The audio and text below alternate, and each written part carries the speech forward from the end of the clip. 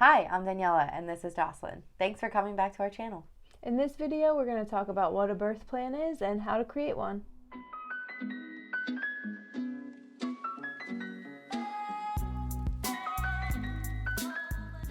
Before we get into the guts of this video, we thought it was important to note that each person who goes through pregnancy will have their own experience. And although it's human nature to compare, we're really trying to focus on celebrating our pregnancy for the unique experience that it is. And the same goes for birth. A birth plan is a draft or a written down version of what you hope the best case scenario for your labor and deliver to be. The important thing to note is having flexibility within your plan.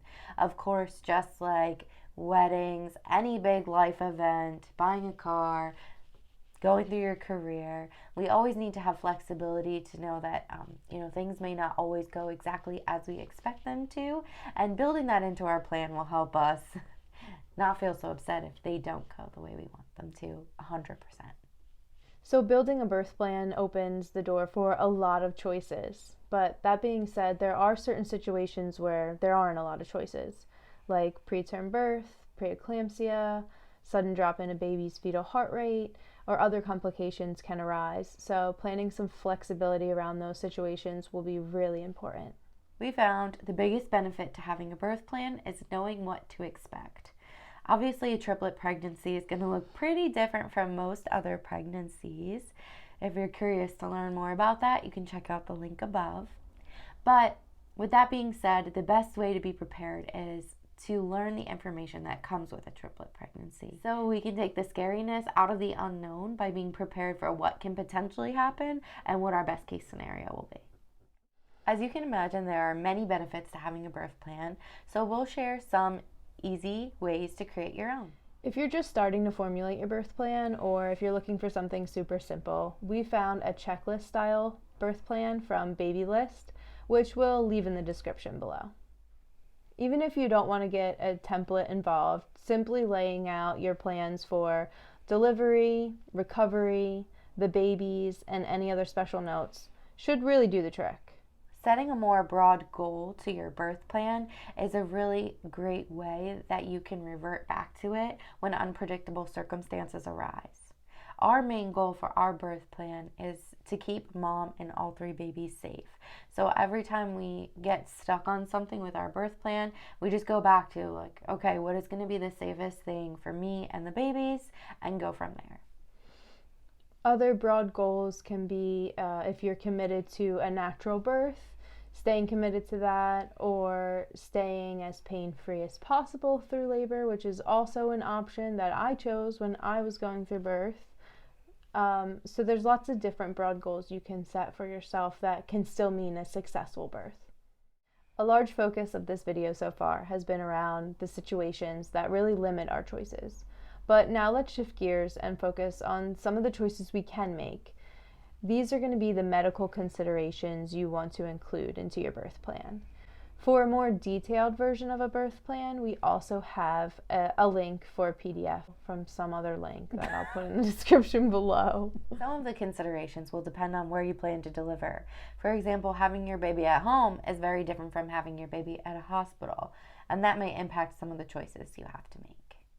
One important thing to consider is who you want in the room with you. This is a great thing to talk about early on, at least with a birth partner if you have one. Some people like to have a mother figure in the room, others hire a doula or a birthing coach. There's really no standard rule for this. Originally, I asked Isabella if she wanted to be in the room when we gave birth, because I figured she's old enough that it's not terribly scarring, but it may be a cool experience depending on how she was feeling. But now that we're having triplets, it does complicate things a little bit more, and she has since decided, oh hell no. Another major consideration is what you'd like to do for pain control. There's no right or wrong decision, but it's important to give yourself some flexibility in case you change your mind during the procedure, and just know that it's okay whatever path you choose. Using instruments like a vacuum or forceps to help the baby out, you also have a choice in most cases. Other important considerations could be avoiding an episiotomy, delayed cord clamping, or skin to skin. Generally speaking, a birth plan details all the medical aspects of labor and delivery and recovery, but having some non-medical things in there as well will be helpful. Some supplemental non-medical things you can consider are mood lifters, like what music you want to listen to while you're giving birth. I probably don't want to listen to any music, just so we're clear.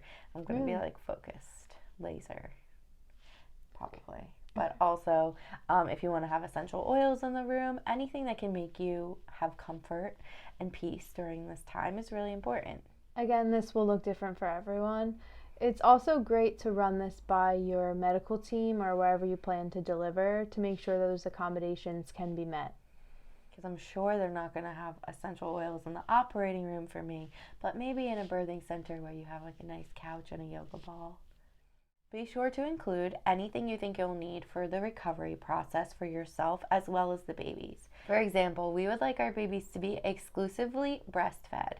So we're going to put that in our notes so that even if I don't have enough milk produced at the time and the babies are in the NICU, they can use donor milk for the time being until I can provide an adequate supply for them.